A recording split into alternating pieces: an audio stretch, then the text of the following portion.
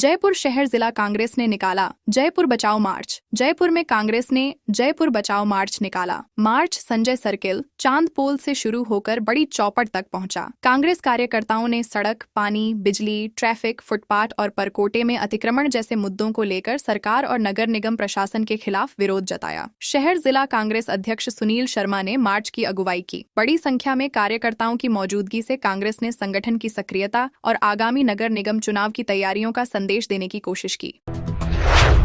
राजस्थान में तैयार होगा पहला पैसेंजर ड्रोन। राजस्थान में जल्द यात्रियों को ले जाने वाला पहला पैसेंजर ड्रोन तैयार करने की तैयारी है। इसके लिए जोधपुर में अत्याधुनिक लैब बनाई जाएगी। टीम 15 से 20 किलो वजन उठाने वाला हैवी वेट लिफ्टिंग ड्रोन तैयार कर चुकी है। अब सितंबर-अक्टूबर से 150 से 200 किलो क्षमता वाले पैसेंजर ड्रोन पर काम शुरू होगा। दावा है कि करीब 6 महीने में ड्रोन तैयार हो सकता है। स्कूल कॉलेज छात्रों को ड्रोन निर्माण और तकनीक की ट्रेनिंग भी दी जा रही है। खाद के लिए किसानों को नहीं लगना होगा। कतार में राजस्थान में किसानों के लिए नई उर्वरक वितरण व्यवस्था लागू हो गई है। FFS मोबाइल ऐप के जरिए किसान फार्मर आईडी या आधार कार्ड से घर बैठे नजदीकी विक्रेता के पास DAP, यूरिया, NPK और SSP जैसे अनुदानित उर्वरकों की ऑनलाइन बुकिंग कर सकेंगे। ऐप पर विक्रेताओं के पास उपलब्ध खाद की जानकारी भी मिलेगी। इससे किसानों को लंबी कतारों से राहत मिलेगी। साथ ही फसल और भूमि के प्रकार के अनुसार वैज्ञानिक सिफारिश से सही उर्वरक उपलब्ध कराने में मदद मिलेगी।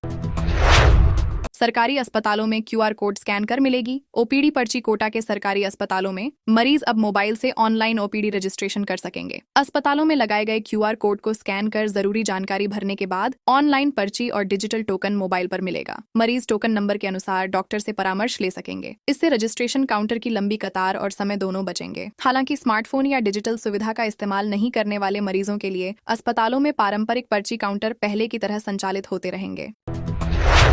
अलवर में गृहमंत्री की जनसभा से पहले कांग्रेस नेता डिटेन केंद्रीय गृह मंत्री अमित शाह और मुख्यमंत्री भजनलाल शर्मा के अलवर दौरे से पहले पुलिस ने कांग्रेस नेता दिनबंधु शर्मा को हिरासत में लिया। बताया गया कि वे सभा स्थल की ओर जा रहे थे और काले गुब्बारे उड़ाने की कोशिश कर रहे थे। पुलिस ने उन्हें धोबी गट्टे के पास स्कॉर्पियो से उतारकर हिरासत में लिया। अमित शाह अलवर में जनसभा को संबोधित करेंगे। कार्यक्रम में अलवर के लिए करीब 700 करोड़ और प्रदेश के लिए 6,453 करोड़ रुपए की विकास योजनाओं की सौगात दी जाएगी।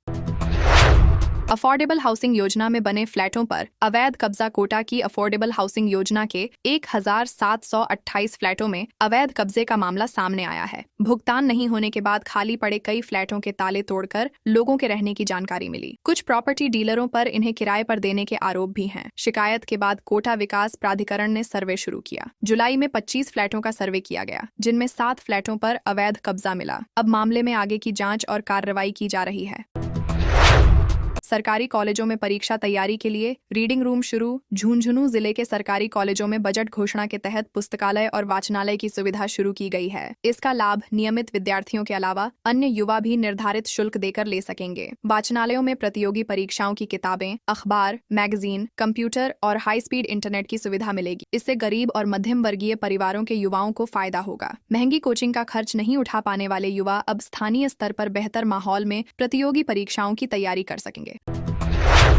राजस्थान में आज भी 10 जिलों में तेज बारिश की चेतावनी जारी की गई है। राजस्थान में भी 10 जिलों में तेज बारिश की चेतावनी जारी की गई है। भरतपुर और धौलपुर समेत कई जिलों में करीब 1 इंच तक बारिश हुई। कोटा, बूंदी, दौसा, अलवर और चित्तौड़गढ़ के कई इलाकों में हल्की बारिश दर्ज की गई। भरतपुर के बंद बारेठा डैम से पानी की निकासी शुरू हुई। मौसम विभाग के अनुसार 17 और 18 अगस्त को मौसम साफ रह सकता है। वहीं 19 अगस्त से पूर्वी राजस्थान में फिर बारिश की गतिविधियां बढ़ने की संभावना है। 1.78 लाख नियुक्तियां पूरी, 70,000 नई भर्तियों की तैयारी। मुख्यमंत्री भजनलाल शर्मा ने बीकानेर में विकसित राजस्थान 2047 युवा संवाद को संबोधित किया। उन्होंने कहा कि युवाओं का कौशल, नवाचार और उद्यमिता विकसित राजस्थान की मजबूत नींव है। मुख्यमंत्री ने बताया कि प्रदेश में 1.78 लाख नियुक्तियां पूरी हो चुकी हैं और 70,000 नई भर्तियों की तैयारी है। हर ग्राम पंचायत में अटल ज्ञान केंद्र बनाए जा रहे हैं, जहां लाइब्रेरी, ई-लाइब्रेरी और ई-मित्र जैसी सुविधाएं मिलेंगी। निजी क्षेत्र में करीब 4 लाख रोजगार अवसर भी सृजित किए गए हैं। जयपुर मरीज को लेकर 24वीं मंजिल पर उतरेगी एयर एम्बुलेंस। जयपुर के एसएमएस अस्पताल परिसर में आईपीडी टावर की 24वीं मंजिल पर हेलीपैड लगभग तैयार हो गया है। यहाँ करीब 3000 किलो वजन वाली एयर एम्बुलेंस उतर और उड़ सकेगी। इससे गंभीर मरीजों और ऑर्गन ट्रांसप्लांट मामलों में समय की बचत होगी। करीब 2000 वर्ग मीटर क्षेत्र में बने हेलीपैड का डिजाइन डीजीसीए ने अप्रूव किया है। आईआईटी दिल्ली ने इसका प्रूफ चेक किया है। पूरे आईपीडी टावर का काम दिसंबर 2027 तक पूरा करने का लक्ष्य है।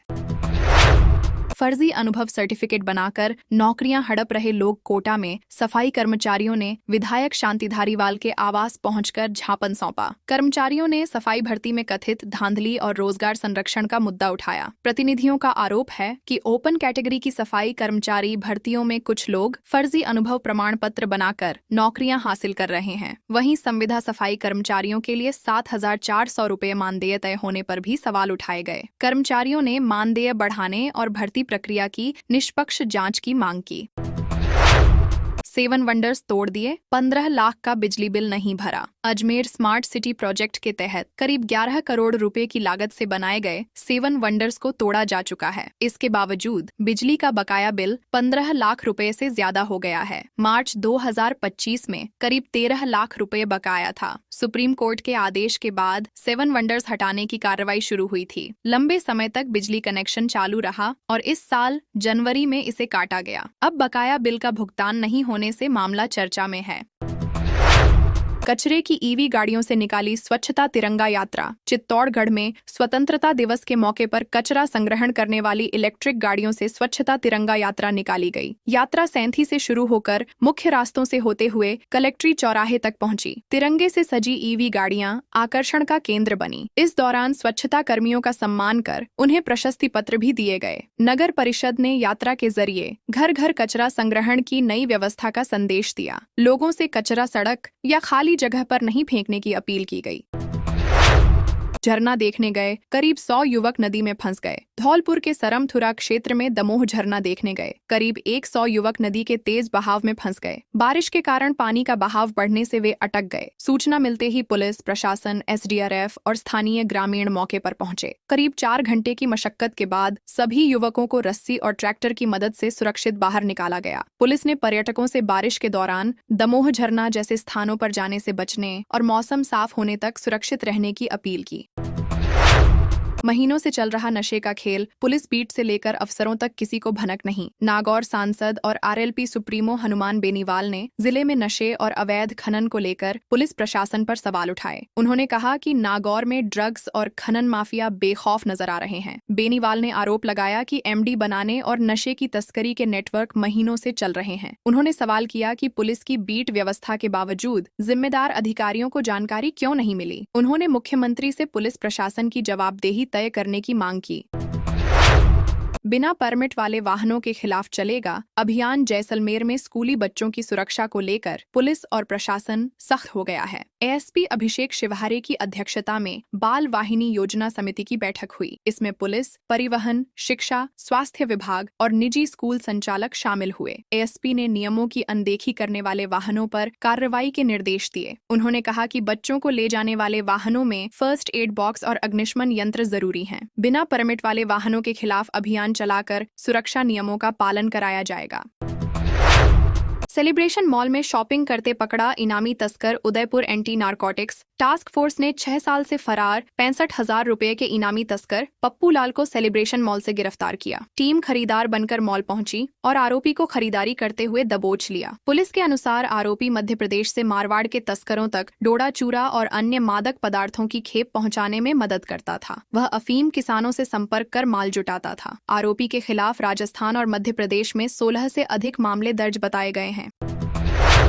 निकाय चुनाव से पहले 41 नगर पालिका अधिकारियों का ट्रांसफर। निकाय चुनाव से पहले स्वायत्त शासन विभाग ने 41 नगर पालिका अधिकारियों के तबादले किए हैं। इनमें 24 ऐसे अधिकारी हैं जो लंबे समय से एपीओ चल रहे थे। इन्हें अलग अलग नगरीय निकायों में आयुक्त, अधिशासी अधिकारी और राजस्व अधिकारी जैसे पदों पर नियुक्त किया गया है। वहीं 11 अधिकारियों को तत्काल प्रभाव से एपीओ कर दिया गया है। विभाग के अनुसार इन अधिकारियों को आगामी पदस्थापन आदेश तक नई जिम्मेदारी का इंतजार करना होगा। तबादलों को निकाय चुनाव से पहले प्रशासनिक व्यवस्था में बदलाव के तौर पर देखा जा रहा है।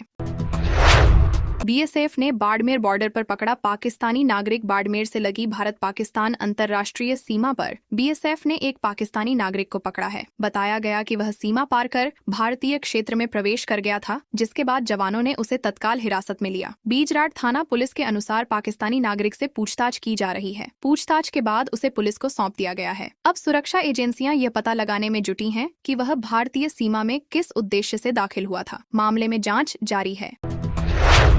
सीएम बोले, निष्ठा से काम करने वाले कार्यकर्ताओं को मिलेगा टिकट। मुख्यमंत्री भजनलाल शर्मा ने निकाय और पंचायत चुनाव में टिकट वितरण को लेकर बड़ा बयान दिया। उन्होंने कहा कि पार्टी के लिए निष्ठा से काम करने वाले कार्यकर्ताओं को टिकट में प्राथमिकता मिलेगी। बीकानेर में भाजपा कार्यकर्ताओं को संबोधित करते हुए मुख्यमंत्री ने विधायकों से पार्टी प्रत्याशियों की जीत सुनिश्चित करने के लिए पूरी ताकत लगाने को कहा। उन्होंने कहा कि विधायकों के काम का भी आकलन किया जाएगा। बैठक के दौरान सभागार में प्रवेश को लेकर सुरक्षा कर्मियों और कार्यकर्ताओं के बीच धक्का मुक्की भी हुई।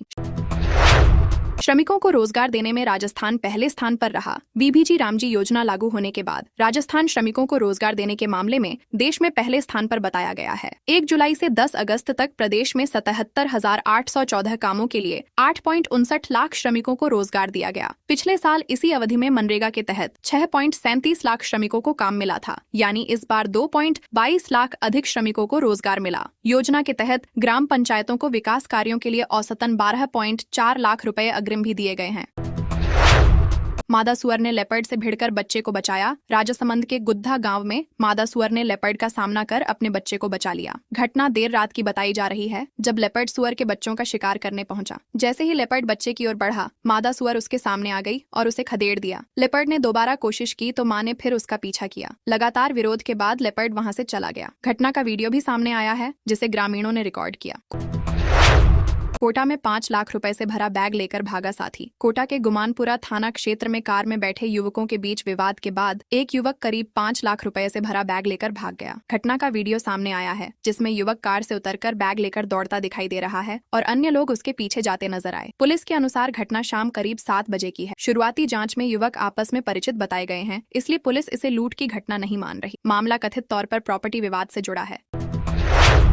जेल में हत्या के आरोपी के पास मिला चालू मोबाइल। अलवर सेंट्रल जेल में तलाशी के दौरान हत्या के मामले में बंद विचाराधीन कैदी के पास चालू मोबाइल फोन और सिम कार्ड मिला। जेल प्रशासन के अनुसार 14 अगस्त की रात बैरक में आकस्मिक तलाशी ली गई थी। इस दौरान कैदी सचिन की हाफ पैंट से कीपैड मोबाइल बरामद हुआ। मोबाइल चालू हालत में था और उसमें एयरटेल का सिम लगा था। मामले में कोतवाली थाने में रिपोर्ट दर्ज कराई गई। पुलिस मोबाइल की जाँच और सीडीआर के जरिए इसके इस्तेमाल की जानकारी जुटा रही है।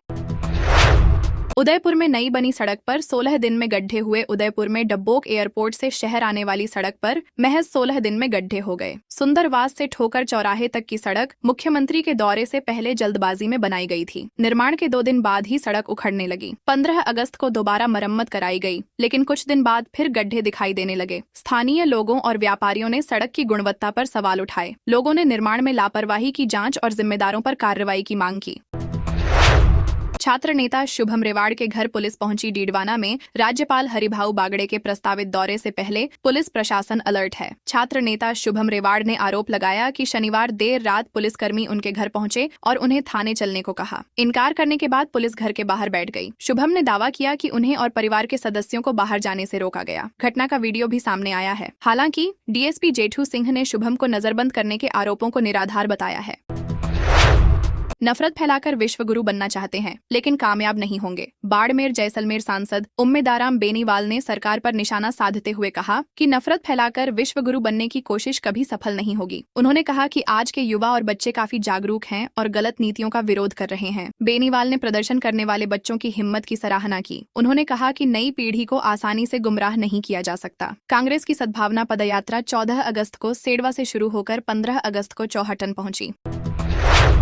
अजमेर में अब चौराहे पर ट्रैफिक तोड़ा तो एआई पकड़ेगा। अजमेर में ट्रैफिक नियम तोड़ने वालों पर अब एआई कैमरों से निगरानी की तैयारी है। बिना हेलमेट, ओवर स्पीड और रेड लाइट जंप करने पर कैमरे चालान कर सकेंगे। इसके लिए इंटेलिजेंट ट्रैफिक मैनेजमेंट सिस्टम का प्रस्ताव पुलिस मुख्यालय भेजा गया है। मंजूरी के बाद जिले में 54 हाईटेक एआई कैमरे लगाने की योजना है। इनमें अजमेर में 30, नसीराबाद में 4, किशनगढ़ में 9, पुष्कर में 5 और केकड़ी में 6 कैमरे लगाए जाने प्रस्तावित हैं।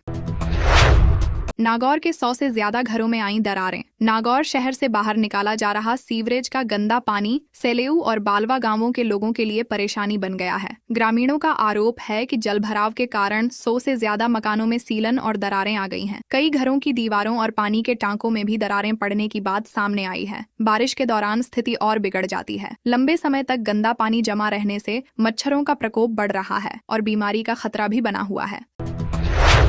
राजस्थान की महिलाओं को सीएम का रक्षाबंधन गिफ्ट। मुख्यमंत्री भजनलाल शर्मा ने रक्षाबंधन पर आंगनबाड़ी कार्यकर्ताओं, सहायिकाओं और साथिनों के खातों में 1100 रुपए ट्रांसफर किए। इसके तहत कुल 14.65 करोड़ रुपए की राशि जारी की गई। मुख्यमंत्री ने महिला कल्याण और बाल विकास में उनके योगदान की सराहना की। साथ ही आशा सहयोगिनियों का मानदेय 10% बढ़ाने की घोषणा की। आंगनबाड़ी कार्यकर्ताओं, सहायिकाओं और साथिनों को यूनिफॉर्म के लिए भी 13.41 करोड़ रुपए दिए गए। कार्यक्रम राजस्थान इंटरनेशनल सेंटर में आयोजित किया गया।